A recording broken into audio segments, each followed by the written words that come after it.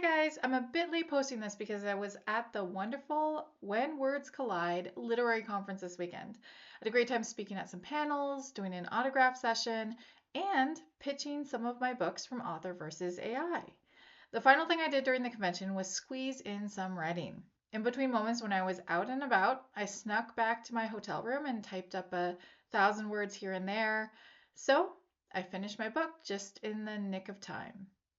Here's an excerpt from chapter 1 of my new novel, The Space of Hearts, the book I wrote this past week for Author versus AI. Everything about Victoria had regained its vibrancy with the simple act of putting on a pale green frock. No more black crepe dresses or veils to hide the face of a mourning woman. Now her features in the mirror looked fuller somehow, and her black hair no longer faded away against the darkness of her dress.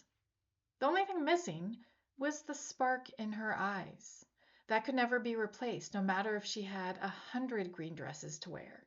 And even though the final period of her mourning was officially finished today, there was still a painful emptiness in the house that her father used to occupy. The suddenness of his death was like a knife in her stomach every time she thought about it. A dulled knife, but a blade to the gut nonetheless. "Thank you, Mary," she said, as the last curl of her hair was put into place. Her maid put down the ribbons and brush into the vanity drawer and began tidying up the space. Victoria strode over to the window and glanced down. The streets were busy with carriages and pedestrians. It was the height of the day and a perfect time to promenade. Yet she didn't have a desire to go down and walk. She was never one to follow the rules. She much preferred to make up her own. It was a habit that had driven her nurses wild when she was younger and caused her tutors to go bald from all the hair they had needed to pull out in frustration. Still, she would do it. She needed the fresh air, and the months of being trapped in the house had done little to calm her restless spirits. Even with her grief, she needed to face the world again and rejoin society as a lady of the ton. She was glad her home wasn't too far from Rawdon Row, which was on the south end of Hyde Park. It was a fashionable location for either walking or riding, and a place where she could get lost amongst the members of the peerage. She might even see a few friendly faces there, although she had spent the majority of her life trying to have as little as possible to do with the town.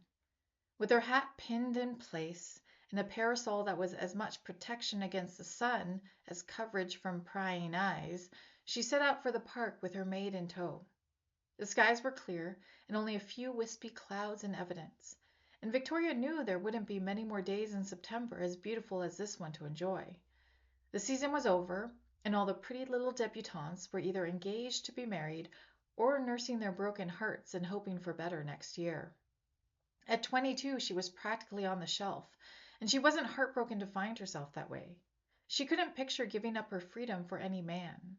Her father had always encouraged her to be herself, and she'd found that it had ruined her for being anyone else, especially someone who simpered to get a man's attention. "Oh, look at that, Lady Morsworth." Mary was discreet in her gesture, but Victoria knew at once what her maid was talking about. There was a couple strolling by her who filled her with delight, not because she would be effusive in celebrating their friendship, since she was friends with neither one, but because one of them was her ex-beau, Sir Harold Anderton. The couple and she each murmured a hello, and it was quite clear to Victoria that there was romance brewing between the two of them.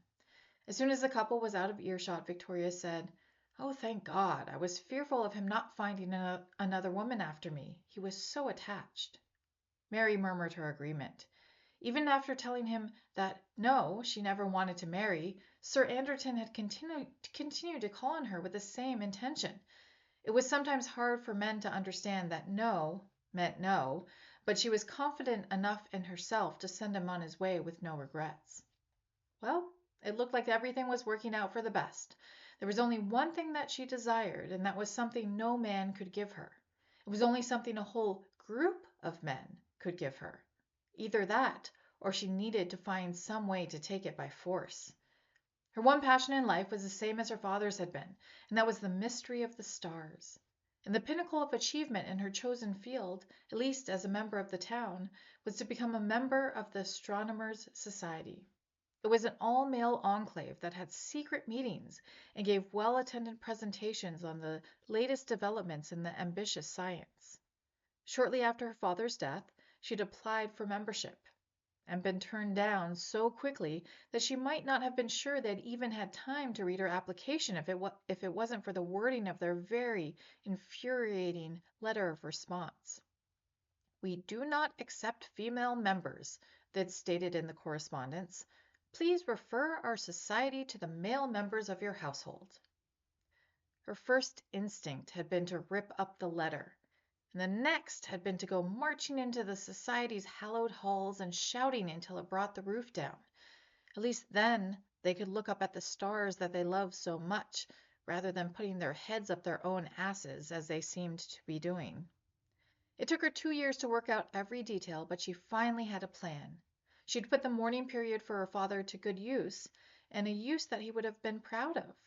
If she wasn't doing this for herself, she was doing it for his memory and the time they spent together when she was young, staring through telescopes and dreaming about the heavens.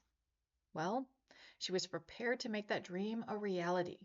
As her eyes passed over the giggling women, horseback riding men, and couples who split the difference, she felt as if the secret she carried inside set her apart.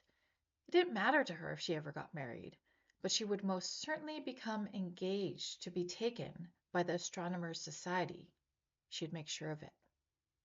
Will Victoria's plan succeed in getting her into the Astronomers' Society, or will it be a cataclysmic failure?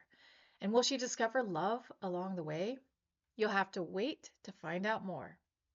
Week 18's book is geared toward a younger audience. Stay tuned later today to find out what I mean.